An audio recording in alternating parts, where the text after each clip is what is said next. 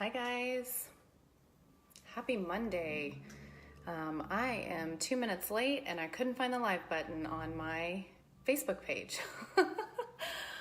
But anyway, hi and welcome to Whole Life in Conversation, episode 1. Today we are going to talk about transition, what transition is, and my favorite tools for transitioning with more grace and ease. Transition is defined as the process or period of changing from one state or condition to another. So I feel like my life is one big series of transitions. How about you? Can you relate? Some of these transitions have been harder than others, but the ones that have been extremely hard have been also extremely formative in making me the person that I am today. For example, I see my divorce and the recent death of my loved ones, a few of my loved ones, most recent, my mother-in-law, some of the hardest transitions that I have ever been through. Some of these transitions can feel like they're unending, or like one part of your life.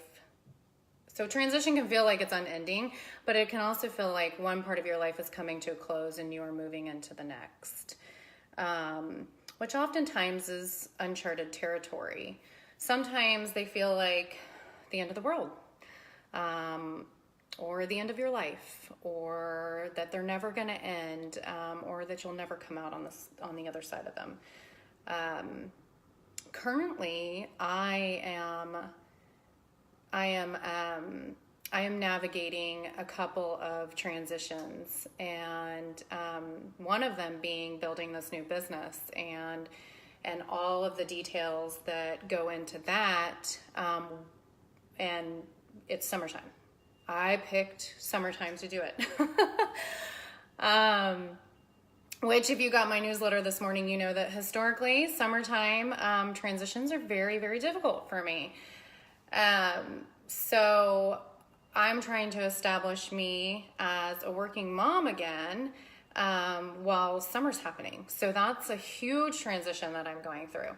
I'm also, I think, like the biggest transition that I'm going through it now, and probably the most difficult one that I'm currently navigating, is I'm getting ready for my daughter's last year. My oldest daughter, Hannah, I'm getting ready for her last year in high school, which means that we're looking at colleges, and we're preparing for her to leave the nest.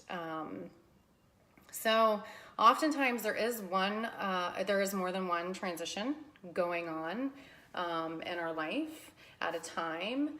And that can be overwhelming. So what I want you to know, as we get into my favorite tools for transitioning, what I want you to know is that there's no right or wrong way to transition. The important thing for you to know is that you're not stuck in transition. There's movement in transition. Transition gives you the opportunity to start again and design a new version of yourself. So I like to look at transition as a beginning instead of an end. So when I'm in transition, like I am now, and facing the unknown and feeling uncomfortable and unsure of my next move, I rely on these 6 tools to move me through transition. And there are a lot of other tools that I use to move me through transition, but these are like my 6, like, okay, here it is, I'm going through it. These are the 6 tools that I automatically go to. They're like my main tools, and then I can incorporate a lot of other little tools to help me move through transition with more grace and ease. So my first one is my intuition. I feel like it's really important for me through transition to set aside 5 to 10 minutes of quiet time in the morning. And even when I'm not transitioning, I think this one's really important for me personal, and I'm going to also talk about what else I might call this as a tool. But so while I'm in transition, I like to set aside 5 to 10 minutes of quiet time in the morning to meditate and connect with my inner voice or my intuition. It's really amazing to see what happens for me when I intentionally get quiet. I'm able to access my inner voice and hear what it is that my authentic self, what Jessica, and only Jessica, really wants from this day or the days ahead.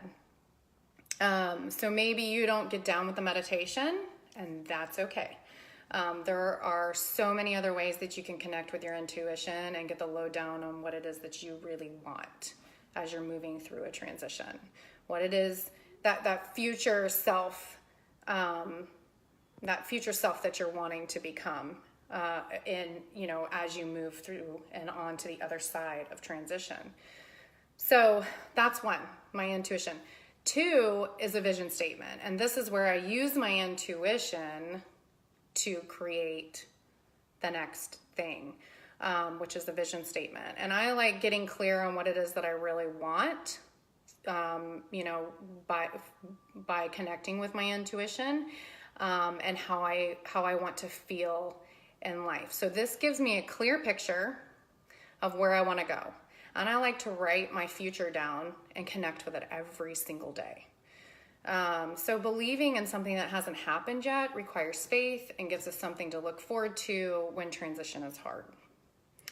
So my third step, or my third tool, I should say, is a vision board. So the vision board works like the vision statement, except that it's a sensory experience. So I need to see where I'm going every single day in front of me and connect with my vision in a 5 senses kind of way. I need to see it, I need to feel it, I need to taste it, I need to smell it, and I need to touch it. So connecting with my vision in a sensory experience makes it more real and helps it to manifest so much faster. So connecting with your vision in a sensory way, it's just so helpful for you to actually see yourself living that life. Does that make sense? So I think, honestly, if I can be honest, that the vision board, while connecting with my intuition and writing the vision statement are crucial pieces for me during transition, the vision board is so fun to create. And I create my vision boards from a place of feeling how I want to feel, not necessarily what I want to acquire in life, if that makes sense. So they're very, very special. So when I look at them, I harness the feeling of how I want to feel in my life in the future as my future self. Make sense? So tool number 4 is called sourcing. And after I get down with my vision and my vision statement and my intuition's like, hey, this is what you need to be doing, I like to source for my next steps so that I actually have an action plan, right? Because you have to have an action plan to create the future that's calling you. So I like to source. So I just get my pen and paper out and I just write down all of my ideas that are going to help me move into that future self. And to do that, so I just write everything. I write everything that comes into my mind. I leave nothing on the table. Nothing's a stupid idea. Nothing's a dumb idea. I just write it all down. And then when I'm done and I feel like I've sourced out and I can't think of any other things, I go back in and I circle the ones, I circle like maybe the top 5 that make the most sense right now for me to get started on. And so that's where I start with my action plan, sourcing. So, and then my 5th tool, and you guys, if you follow me on Instagram, you probably see me post in my stories about this, is my non-negotiables. And I rely on my non-negotiables to get me through transition, and really just to get me through life in general. And non-negotiables, for those of you that don't know, my own definition of non-negotiables, maybe, like other people have different definitions, but mine are, it's really the things that I make time for every single day, because my mental, emotional, and spiritual health depend on it. So for me, that means meditation in the morning. So this is where I was telling you, just a few minutes ago, that connecting with my intuition, that I could also call this another tool, it's a non-negotiable for me. Sitting down and getting quiet and listening to my inner voice every single day is a non-negotiable, even if it's just like 3 minutes. If I can't get there for the full 5 to 10 minutes, just sitting down for 3 minutes, lighting a candle, taking a few deep breaths, connecting, quieting, and just, being open to receive what it is that I need to do for the day to move through the day. So meditation is a huge non-negotiable for me. Another non-negotiable is exercise. You see me, that's what I post about the most on Instagram stories, is exercise, and good nutrition is important. And then just engaging in other activities that help me maintain a sense of self or order in my crazy transitioning life. These look different for everyone, and really only you know what your non-negotiables need to be. And that comes from connecting to yourself and figuring out what those are for you. So in my last tool, number 6, is affirmations. And I love affirmations. And if you were in the Whole Life Design group, last month we talked about whole life design in the area of body, and we used affirmations to rewrite our stories, our body stories. So I love affirmations because, excuse me, my allergies are having a fit here. I love affirmations because they help me rewire my thoughts and create new neural pathways, which means new, more positive stories instead of negative thoughts. So if you guys are interested in more information on creating and utilizing affirmations, click on my homepage here on the left. So it's probably over here for you guys on the left. And I believe that it's the second or third tab down, and it's labeled Weekly Love Notes. Click on that and sign up to receive my complimentary guide on creating and using affirmations. Affirmations have completely changed my life, the way I think about myself, the way I think about my future, the way I transition, and I promise that they will help you transition with more grace and ease as well. So that's it for now. I hope that these 6 tools are as helpful for you in transition as they are for me.